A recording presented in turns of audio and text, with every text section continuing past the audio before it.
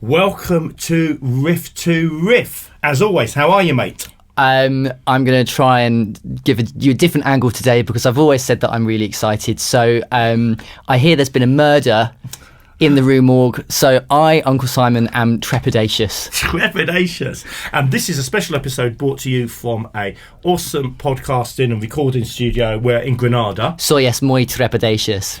And we are sponsored with beer by our good new friends Andres and Ishmael, who are looking after us splendidly, and we will put a link to their awesome studio in the comments below. Should you ever come to Granada and want to make a podcast episode or some fabulous music, you too can come here.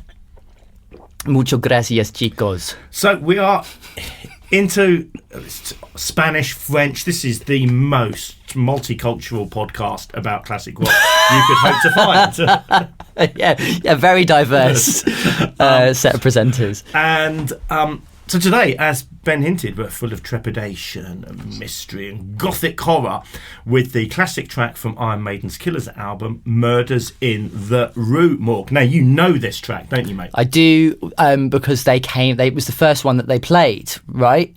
When we saw them in the summer.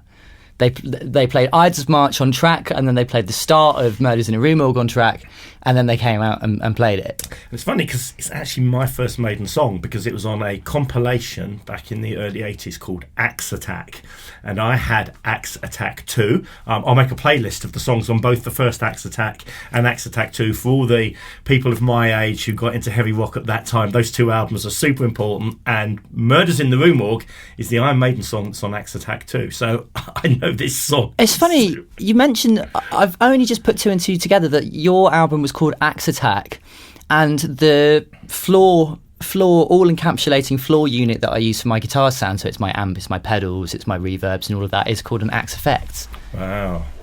You don't use the word axe to describe guitars so much anymore, do you? I've said it sometimes when I go, like, I'll bring the axe, and people go, what? Yeah. Whereas I know that. I like that word, but other people, it's not so popular nowadays. And as I said to Ben yesterday when we were chatting, my first band was called Accident. So you can see how unpopular it was at the time. So, Murders in the Rue Morgue, we both know it, we both love it. Should we dig in? Let's see. Vamos. Let's dig in. I'd dig in quicker if I could see what I was doing.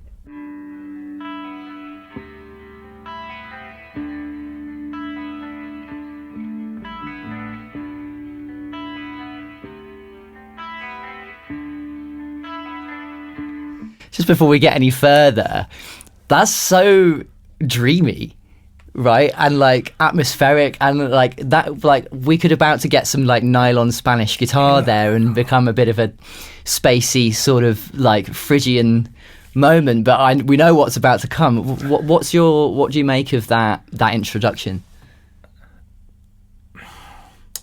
I've always thought it's meant to be atmospheric. It's a very typical bit of Steve Harris composition, isn't it? It's slow at the start. Yeah. It's drawing you in. I guess I think I know it's gothic. But it's difficult to detach that from how well I know the song. But it feels... It's interesting. I can imagine if it was in the middle of the song, it would feel like this is just a lovely dreamy bit for a dreamy solo. Yeah, it's prog rock, right? It could be Pink Floyd. It's. But we both laughed when we were setting up. What key's it in? It's going to be an E minor, right? It's just very, very Steve. It's full of atmosphere, and interesting that I'd say that there's no solo over the top of it. Mm-hmm. It's just textural. Yeah. Just getting you set. Set for what, you ask? A bass solo. That's really interesting. We've talked about this a couple of times, but often, because Steve Harris is writing songs and Maiden Steve's band, there are moments where you think, well, it's just a bass solo. All the roles are reversed. Yeah. So, well, he's got to have his moments, but he appreciates the art form that, like, you can't have a bass solo in the middle. I was about to say you can't have a bass solo in the middle of Rime of the Ancient Mariner, but of course you fucking do. You can't have a bass solo in the middle of Run to the Hills. that's not the formula, right? That's not how it works. No, it's not a classic pop, sonata to your classical. It's not that classic form to have that instrument there, but here it is. Don't worry, we're going to go back, but it's just what's happening is that guitar line's still slow, still atmospheric, but the bass is going quite quickly. There's that sort of what do we call that? It's not antithesis because it's not one and the other, but it's, I guess, a juxtaposition. Yeah, the guitar bit's still slow and methodical and atmospheric, and the bass is really picking up the pace. Heartbeat getting faster. And those drums are coming in ever so lightly, but obviously like foreshadowing something massive. Yeah, it's a really interesting build. I think. Let's go back a little bit and get a bit more of that.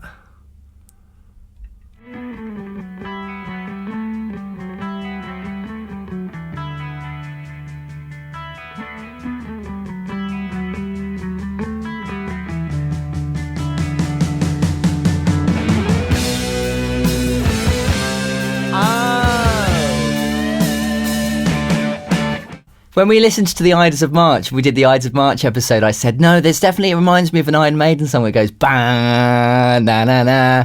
It was coming up.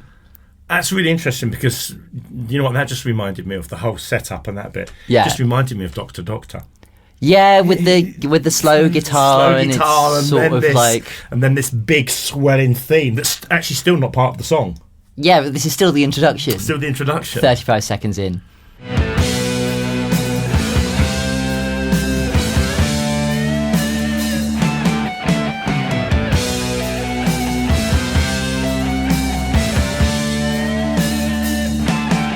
Really interesting guitar thing there. He's using like a pedal note and then coming back to it. That's quite a classical thing, like da da da do da do da do da do da do, that kind of like counterpoint in the guitar, right? Yeah, we've already had like 3 bits to this. Song hasn't even properly got going, and we've had several distinct components. I'm a big fan of lots of bits. There you go.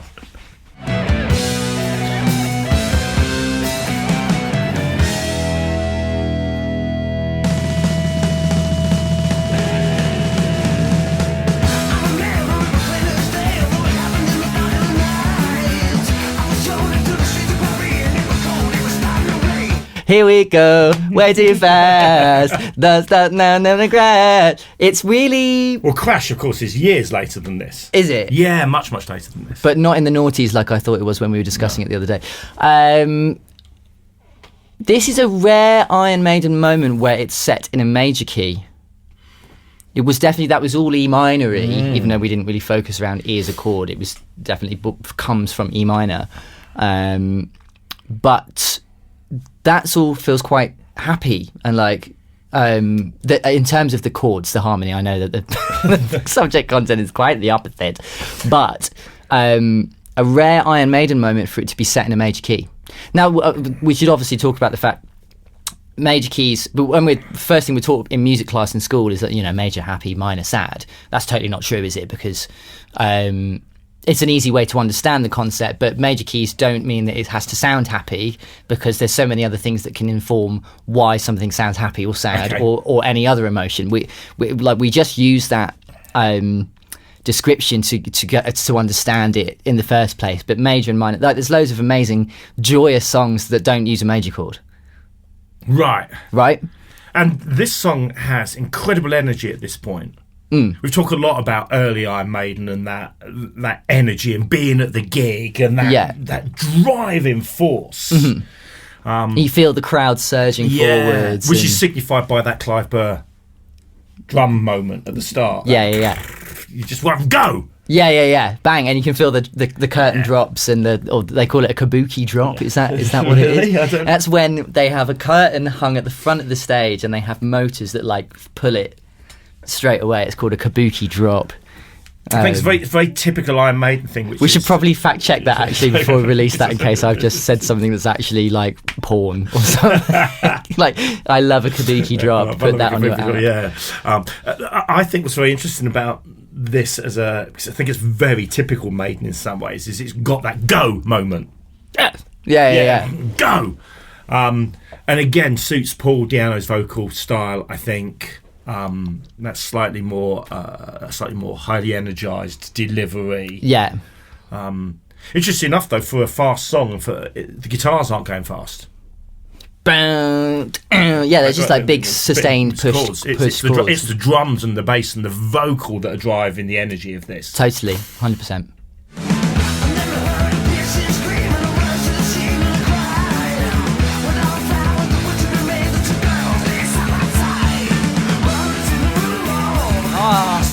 The halftime, man, that's so good. What's happening there with time? So we're going 1, 2, 3, 4, 1, 2, 3, 4, 1, 2, 3, 4. Obviously, the meter stays the same, but it's just the drummers changing the feel. It's one of my most joyous things is on a gig to shout at a drummer like do halftime when they shouldn't, because it just completely changes the feel of a song. So if you've played a song 50 times on a repeated gig, someone puts halftime under it, suddenly it's just loads of fun. But also just a great thing to use when you have written it into the song, like we've got in this situation here, where the space comes from going to that halftime, allows the vocal lyric to come through. Right, and this is the vocal lyric where the crowd's going to get involved. Because it's effectively the chorus, right? But I haven't a clue what any of the words he said were up until he goes, "Murder's in a Rue Morgue," and that's because suddenly all of the framing has been put around the vocal in the arrangement there. Really cool. Well, the setup, this is based on an Edgar Allan Poe short story called Murders in the Rue Morgue. So it's very gothic and suits the new look Eddie we've got on Killers, and suits that kind of gothic horror element to Maiden, and of course reflects the fact that Steve is an autodidact. He's self-taught, so he was just autodidact means self-taught. I was taught that. What does that mean? What's that? You were taught what autodidact means. Yeah. That is, would we call that meta? Yeah, well, I think a true autodidact would have taught themselves what autodidact means. That would be the definition. You said autodidact a lot now. Yeah, well, sorry. But Steve's self-taught, and he's interested in this kind of stuff, and it reflects that kind of hammer horror film gothic component too. Yeah. Particularly rock at this stage, and I think it's very interesting. It's the shouty bit. Murders in the Rue Morgue. We can all shout that. Yes, we can. No one's got a challenge there. They've also given themselves space to hear the audience sing that by going to that halftime groove. Yeah. Should we go back and see? I want that transition again. Yeah, it's so good.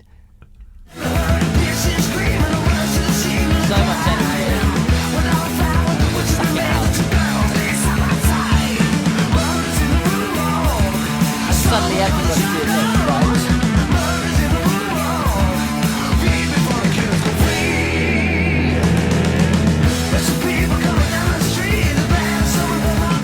Very typical Maiden. Once they've established what this looks like, we're going to go again. Very similar groove as well to Number of the Beast. Yeah, yes. Right, it's got that.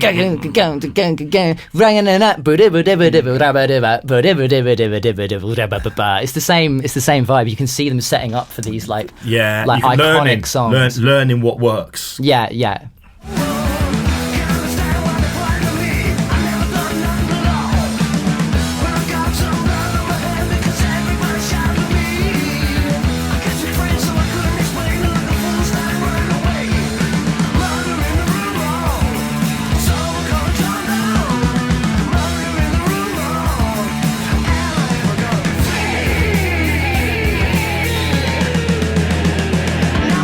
Very there's almost like desert rock bits to this in the terms of the use. I'm going to have to get a guitar out to describe this, but because so much music is based in the pentatonic scale. Yeah.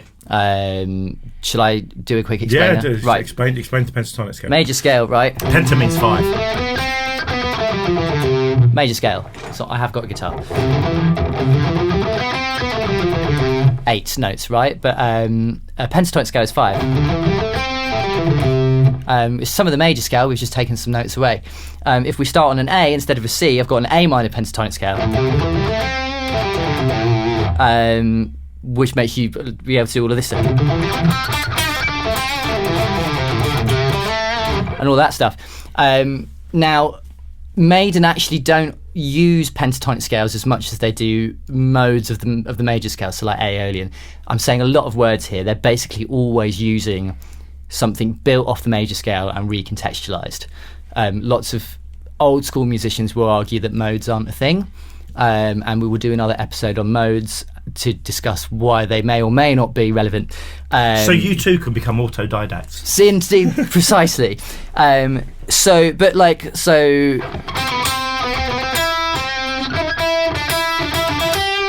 All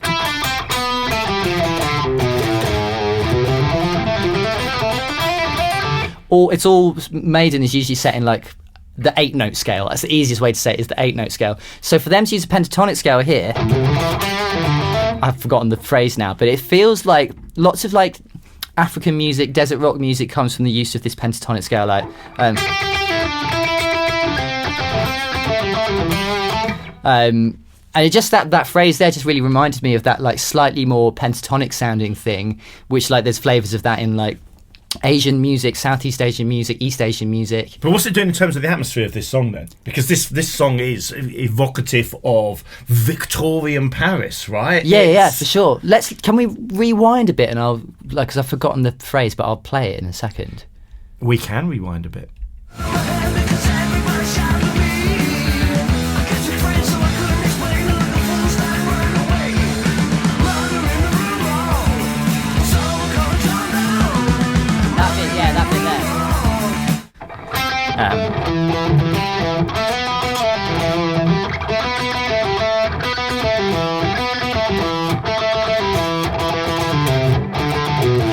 That kind of thing, like I'm not playing the right notes there, but feels quite in a way that there's a. I know what this is probably this is going to be against what we're saying the energy of this song conveys, which is like ominous and omen. Oh, there's ominous. But for me, pentatonic scales are much more inherently musical. I wonder if part of Maiden's genius and why they make people like us respond in the way we do to them is that they're able to have that dark gothic feel, but they combine it with moments of absolute joy. Yeah, totally. Yeah, and they uplifting. Do that without you seeing the glue, without you feeling that moment. Yeah, totally. And this is one of them. It's also they're just flexing. They're also flexing their muscles, right? Well, because they've now been on they've now been a band. They've been on properly on tour. They've got they've got one of the most famous producers who would have been like iconic to them, who'd worked with all the bands they loved. Yeah. Martin Birch, who's producing this album, had worked with Deep Purple and Rainbow, and that's pretty cool for your second album to suddenly. Your second album, you've suddenly got this guy. Who's helping you create the sound, even though you might have struggled songwriting wise because you've been relentlessly on tour. Yeah, right. Yeah. I mean, but nonetheless, we've already in the first 2 tunes on this album, we've already talked about the fact that like they clearly know what they're doing now. They know their sounds. They're writing that. And also, I think what's true of a lot of the bands that we'll talk about, and the bands we love and the bands that you guys love, is they're often writing for the crowd rather than they're not writing for the charts, they're writing for the crowd. 100%. They absolutely understand how this will translate into a live environment. Mm-hmm. What happens next? What happens next?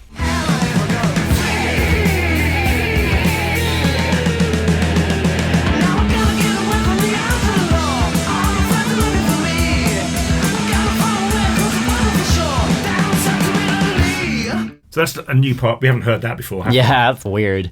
That's new. Odd choice for the guitar to match the vocal line. It's like suddenly the vocal and the guitar are working together rather than the two guitars. It's like the guitar and bass and then the second guitar and vocal, which is a new texture. It's a new feel. It's interesting for sure.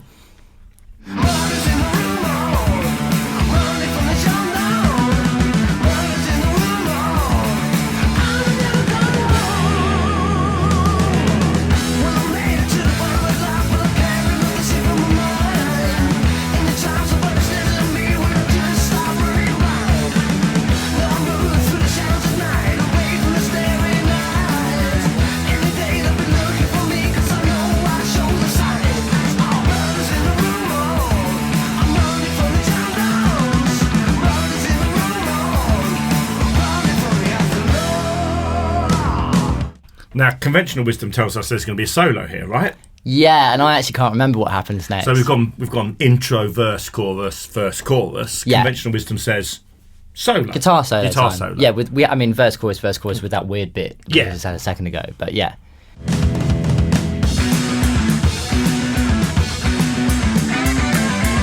Iron Maiden.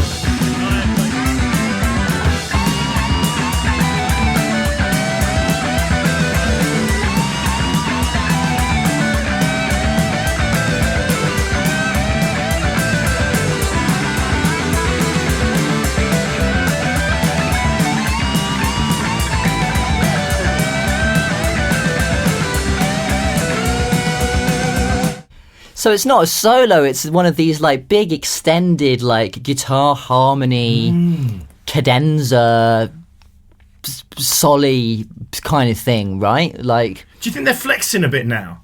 Like they know they're good enough to do this? well, they were good enough to do this before.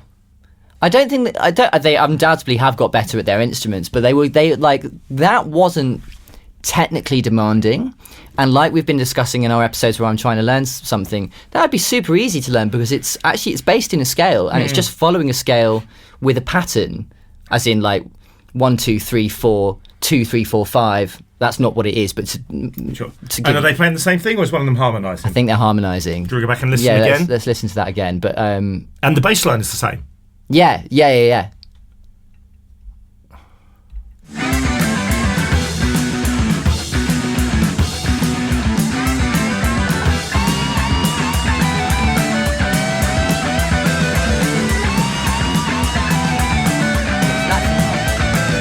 So the guitars aren't playing the same thing. No, they're on different notes. They're in different harmony notes. with each other. But and then the bass and a third guitar, which they must have double tracked because there's only 2 guitarists in Iron Maiden at this point. Yeah, whereas of course when they play that live now, Yannick's taking that third guitar part. Yeah.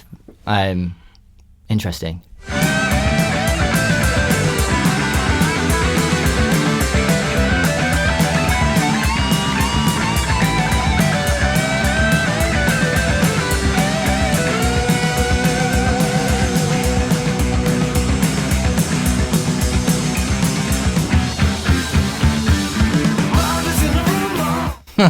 That's such a nice little rhythmic moment to get us back into the thing and sort of bring that section to a close, right?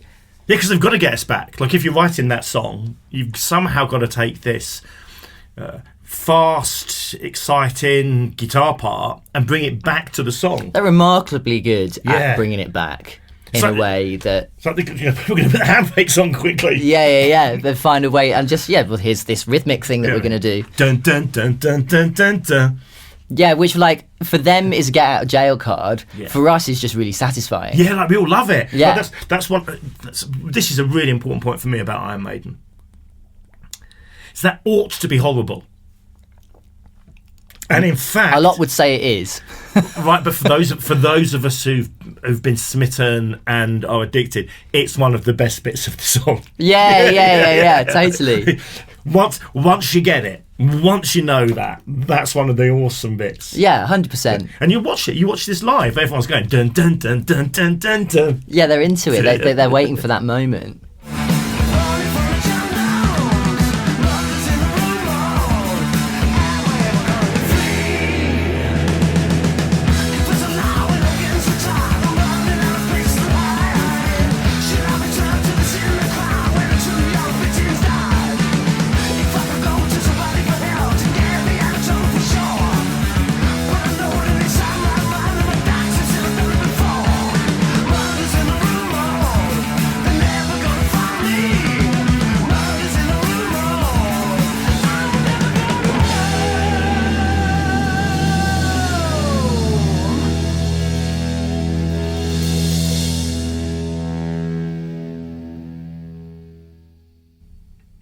Yeah, wicked. Really, really cool. I have a question that we're not going to have answered until we finish this album. That is, those first 3 tunes are really strong. Yeah, like the Ides of March, Rothschild, and Words in the Rue Morgue. For me, already more engaging than the first album. Interesting. I know a lot of people think this is their favourite Iron Maiden album. Right? Really? They like Diano. They like that energy. They Hang on, but no one's not. Everyone's favourite album must be Seventh Son of a Seventh Son. So please answer below, unless your answer is Seventh Son of a Seventh Son, which is Ben's favourite Iron Maiden. I'm not even sure that it is, but it has to be. I'm not even. I mean, Power Slave also.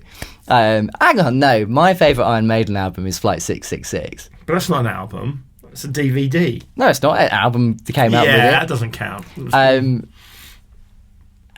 I might just allow you Alive After Death, but even that. Oh, I like that one too.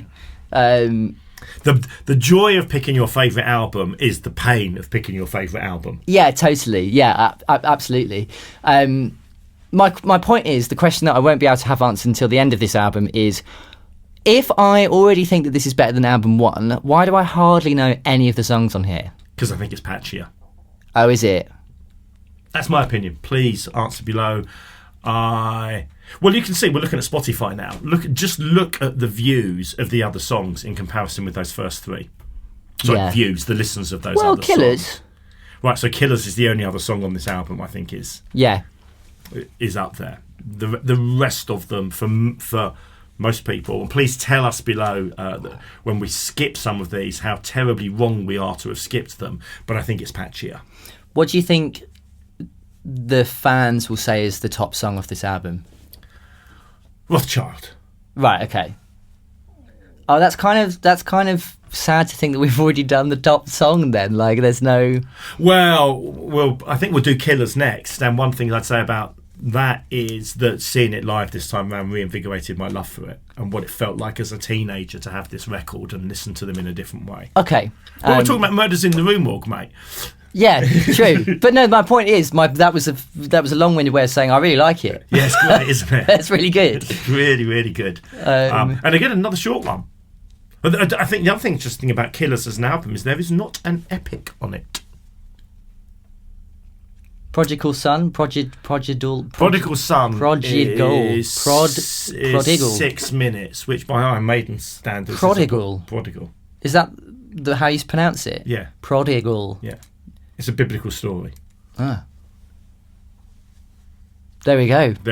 Well, that was great. Thank you for showing me that, Uncle Simon. That's really good. What I might also do in the comments below is a list of Iron Maiden songs that are based on great works of literature, because I think there's at least a dozen of them. Anyway,